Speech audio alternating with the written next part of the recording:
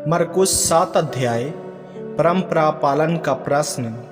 तब फरीसी और कुछ शास्त्री जो यरूशलेम से आए थे उसके पास इकट्ठे हुए और उन्होंने उसके कुछ चेलों को अशुद्ध अर्थात बिना धोए हाथ से रोटी खाते देखा, क्योंकि फरीसी और सब यहूदी पूर्वजों की परंपरा पर चलते हैं और जब तक भली भांति हाथ नहीं धो लेते तब तक नहीं खाते, और बाजार से आकर जब तक स्नान नहीं कर लेते तब तक नहीं खाते। और बहुत सी अन्य बातें हैं जो उनके पास मानने के लिए पहुंचाई गई है, जैसे कटोरों और लोटों और तांबे के बर्तनों को धोना मांजना। इसलिए उन फरीसियों और शास्त्रियों ने उससे पूछा, तेरे चेले क्यों पूर्वजों की परंपराओं पर नहीं चलते और बिना धोए हाथ से रोटी खाते हैं? उसने उनसे कहा, यशायाह ने तुम कपटियों के विषय में बहुत ठीक भविष्यवाणी की है, जैसे लिखा है, ये लोग होठों से तो मेरा आदर करते हैं पर उनका मन मुझसे दूर रहता है। ये व्यर्थ मेरी उपासना करते हैं, क्योंकि मनुष्यों की आज्ञाओं को धर्मोपदेश करके सिखाते हैं। क्योंकि तुम परमेश्वर की आज्ञा को टाल कर मनुष्यों की रीतियों को मानते हो।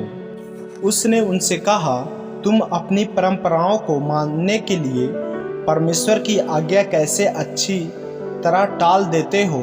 क्योंकि मूसा ने कहा है, अपने पिता और अपनी माता का आदर कर, और जो कोई पिता व माता को बुरा कहे वह अवश्य से मार डाला जाए।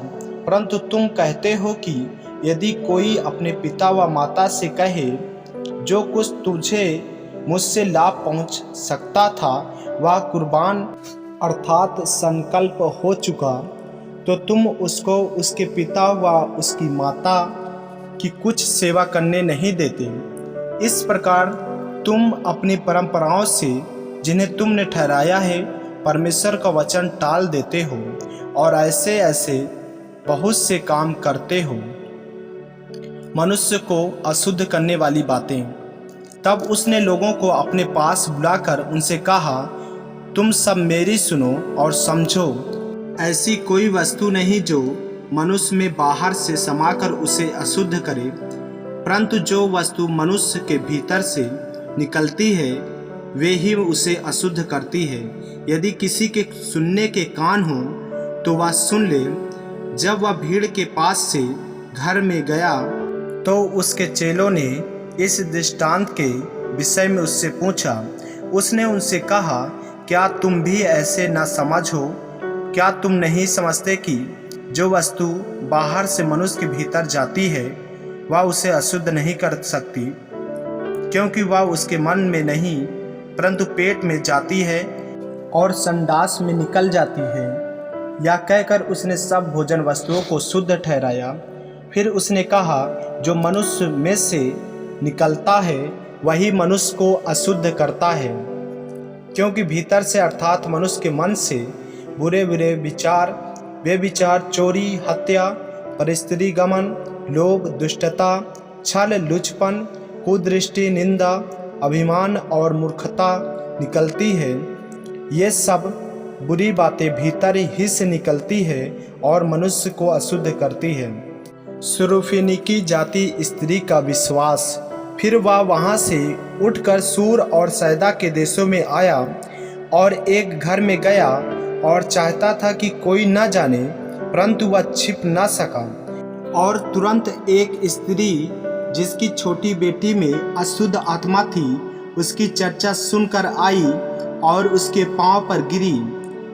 या यूनानी और सुरूफिनिकी जाति की थी। उसने उससे विनती की कि मेरी बेटी में से दुष्ट आत्मा निकाल दे। उसने उससे कहा, पहले लड़कों को तृप्त होने दे, क्योंकि लड़कों की रोटी लेकर कुत्तों के आगे डालना उचित नहीं है। उसने उसको उत्तर दिया, सच है प्रभु, तो भी कुत्ते भी तो मेज के नीचे बालकों की रोटी का चूर चार खा लेते हैं। उसने उससे कहा, इस बात के कारण चली जा, दुष्टात्मा तेरी बेटी में से निकल गई है। उसने अपने घर आकर देखा कि लड़की खाट पर पड़ी है और दुष्टात्मा निकल गई है। बहिरे और हकले व्यक्ति को चंगा करना।